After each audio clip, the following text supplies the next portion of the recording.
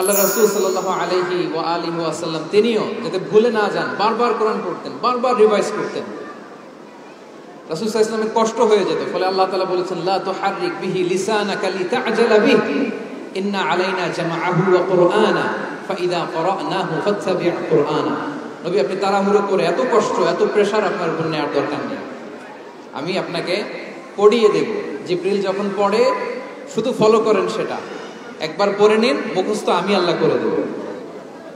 সানুকরিউকা ফালা তানসা, আপনি আর ভুলবেন না। এরপরে আল্লাহ রাসূল সাল্লাল্লাহু আলাইহি ওয়া আলিহি ওয়াসাল্লাম রেগুলার বেসিসে কোরআন পড়তেন, সাহাবাদেরকে কোরআন শোনাতেন, আবার সাহাবাদের কাছ থেকে কোরআন শুনতেন। সো এই কোরআনকে যদি তোমরা তোমাদের সিনায় আজীবনের জন্য রেখে দিতে চাও সযত্নে, তোমাদেরকে রিভিশন দিতে হবে। এখন খুব বেশি বেশি revise and revise, revise after revise তোমাকে দিতে হবে। এবং সারা বছর কোরআনের যতটুকু নাজিল হতো, আল্লাহ রাসূল সাল্লাল্লাহু আলাইহি ওয়া আলিহি ওয়াসাল্লাম রমাদান আল মুবারাকে জিবরিল আলাইহিস সালামের সাথে রিভিশন করতেন। সারা বছর যা নাজিল হলো এটা আল্লাহ রাসূল সাল্লাল্লাহু আলাইহি ওয়াসাল্লাম জিবরিল আলাইহিস সালামকে শোনাতেন, আবার জিবরিল আলাইহিস সালাম আল্লাহ রাসূল সাল্লাল্লাহু আলাইহি ওয়াসাল্লামকে অতটুকু শোনাতেন। যে বছর তিনি ইন্তেকাল করবেন ওই বছর দুইবার তিনি গোটা কোরআনকে জিবরিল আলাইহিস সালামের সামনে পেশ করেছেন, শুনিয়েছেন। আবার জিবরিল আলাইহিস সালাম দুইবার আল্লাহর হাবিব সাল্লাল্লাহু আলাইহি ওয়া আলিহি ওয়াসাল্লামকে শুনিয়েছেন। আল্লাহু আকবার। তাহলে এটাই হচ্ছে সুন্নাহ। তিনি তো পৃথিবীর প্রথম হাফেজ নাকি? আল্লাহ রাসূল সাল্লাল্লাহু আলাইহি ওয়াসাল্লাম প্রথম হাফেজ ছিলেন না? উনি রেখেছেন কিভাবে কোরআনকে, প্রিজার্ভ করেছেন কিভাবে? রিভিশনের মাধ্যমে, রিভিশন এন্ড রিভিশন। তাহলে the first and foremost reminder for tonight in this ceremony for all of you today, you have to revise a lot, you have to recite a lot.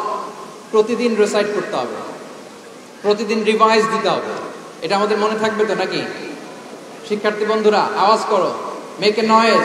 মনে থাকবে ইনশাআল্লাহ বিইذنিল্লাহ।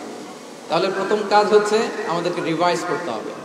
পাশাপাশি এই যে 114 সূরা তোমরা এই সিনার ভিতরে নিয়ে নিলা, মুখস্থ করে ফেললা, আল্লাহ তাআলা যা বলার তিনি সবই কোরআনে বলে দিয়েছেন, নতুন করে আর কিছু বলবেন না। এটা তো দ্য লেটেস্ট রিভিলেশন, এরপরে আর কোনো ওহী আসবে না, প্রত্যাদেশ আসবে না। ফলে আল্লাহ তাআলা আমাদেরকে যা বলা সব বলে দিয়েছেন।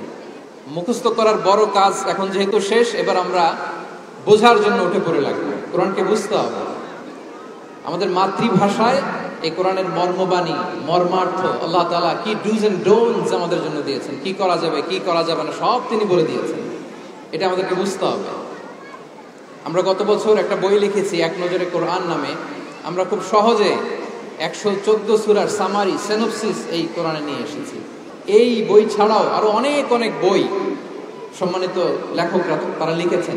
আমরা যেন কোরআনের সাথে নিজেদের অ্যাটাচমেন্ট বাড়াই, মাতৃভাষায় যেন আমরা কোরআনকে বুঝি, আমরা কোরআনের অনুবাদ যেন ডেইলি বেসিসে পড়ি, কোরআনের সহজ সরল যে তাফসির আছে এই তাফসিরগুলো যেন আমরা পড়ি।